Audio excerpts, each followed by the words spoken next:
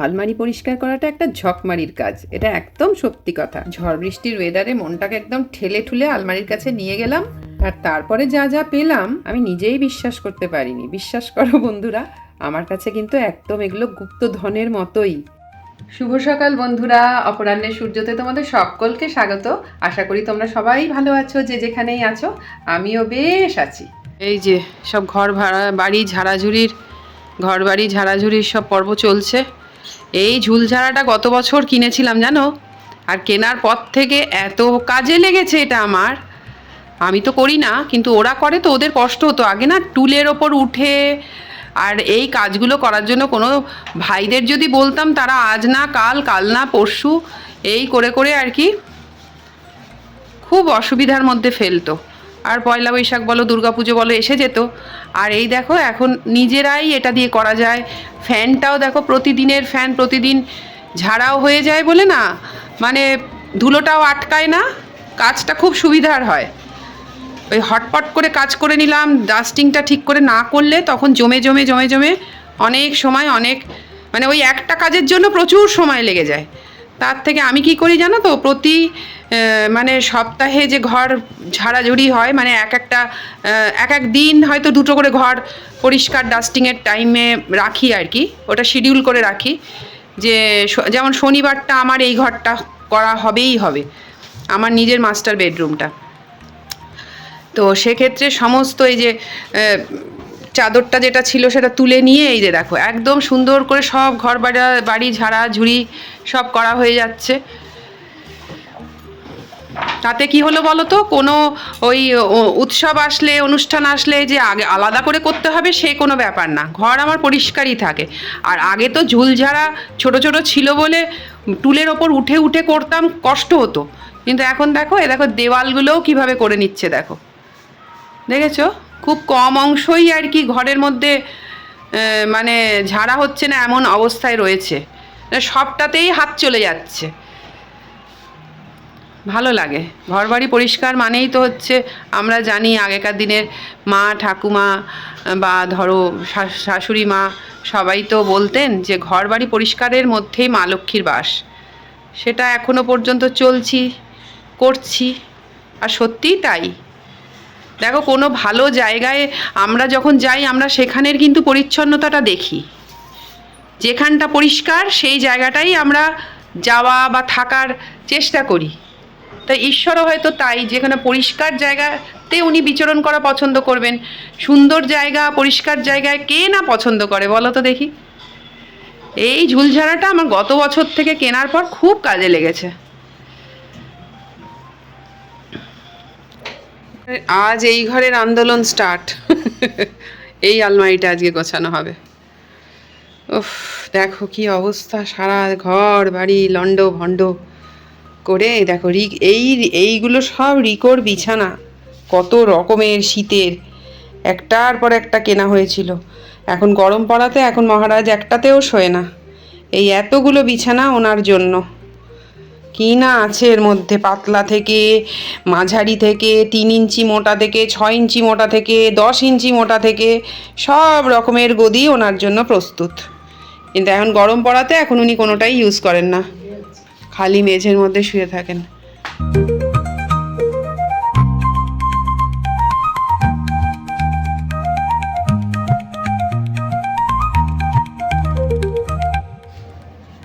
একদিকে কি ভালো হয় বলো তো, সব যেখানে আলমারিতে এটা ওটা বুঝে রেখে দেয় না, দেখবে আমাদের একটা অভ্যেস থাকে যে আলমারিতে এখন তো ঢুকিয়ে রাখি, পরে দেখা যাবে।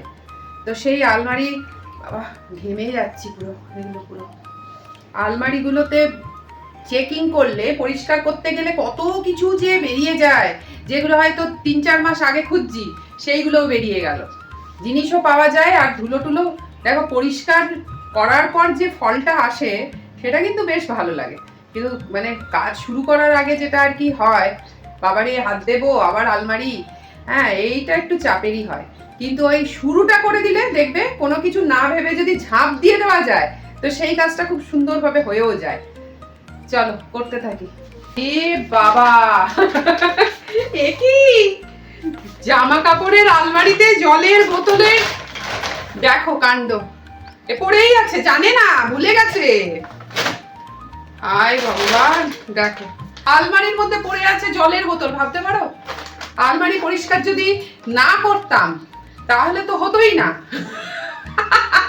কি সমস্ত জল ভেতরে পড়েই থাকতো। এটা হ্যাঁ, খোলো তো। এটা আবার কিসের? বাবা, এ কি এত বড় ব্যাগ!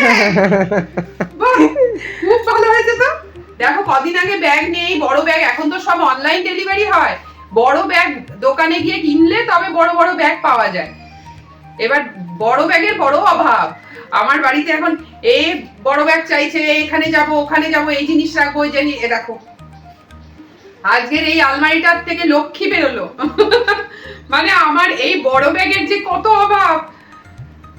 খুব ভালো হয়েছে, এটা আমার প্রাপ্তি হলো, কাজে লেগে যাবে। বেশ বড়, বলো, অনেক কিছু রাখা যাবে, অনেক কিছু রাখা যাবে। তোমার তো প্রচুর ব্যাগ লাগে না? হ্যাঁ, আজ 6 মাস কি দুর্গাপুজোর পর থেকে সারা বাড়ি প্রত্যেকটা আলমারি খোঁজা হচ্ছে যে এই মানে এটা হচ্ছে একটা কম্বলের ওয়ার, মানে আমার বড় ছেলের কম্বলের ওয়ার, কিছুতেই পাওয়া গেল না। শেষ পর্যন্ত ওরও একটু রাগ রাগ হলো যে আমার কম্বলের ওয়ার কোথায় চলে গেল। যা কিছু পাবে না, যা কিছু হবে না, সব তো মায়ের ওপরই রাগ, জানোই তো, সব বাড়িতে একই গল্প মনে হয়। শেষ পর্যন্ত আমি তো মানে মাথা খারাপ যে এত সুন্দর একটা ওয়ার বেশি দিন কেনাও হয়নি, নতুন, কোথায় গেল? ওই আলমারির তলায় কে গুঁজে ঢুকিয়ে দিয়েছে, কি করে পাবো বলো?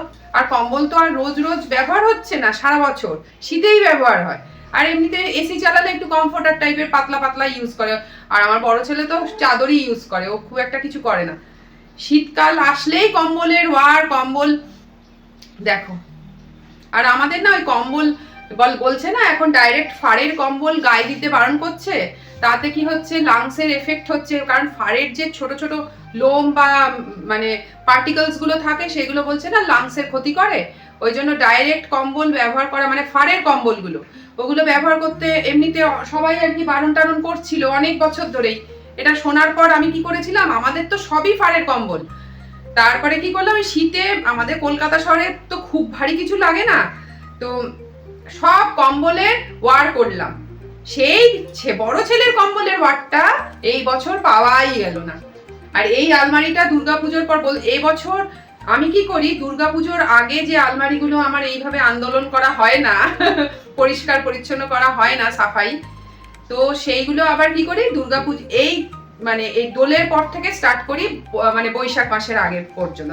শীতে না বিশেষ করে এত কাজ, ছোট দিনের বেলা তো এত কাজ করা যায় না, কিভাবে যেন দিনটা কেটে যায়। তো এই সময়ের জন্য রাখি যেসব আলমারিগুলো দুর্গাপুজোয় হয় না, সেই সব আলমারিগুলো এই পয়লা বৈশাখের আগে আগে শেষ করার চেষ্টা করি ঠিকঠাক করে।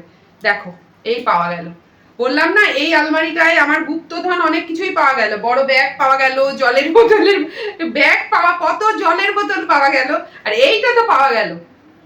বড় ছেলেকে বলবো, দেখ বাড়ির থেকে সবই থাকে, তোরা এটা ওটা এমন ভাবে ঢুকিয়ে দিস যে পরে আর সেটা পাওয়া যায় না। দোষটা কিন্তু সেই ঘুরিয়ে ফিরিয়ে মায়েরই হয়। খুব জ্বালা গো। সংসার জনম বাবা। চলো আজকের মতো এতটুকুই, দেখা হচ্ছে তোমাদের সাথে আবার পরের ব্লগে। ততক্ষণ পর্যন্ত তোমরা সবাই খুব ভালো থেকো।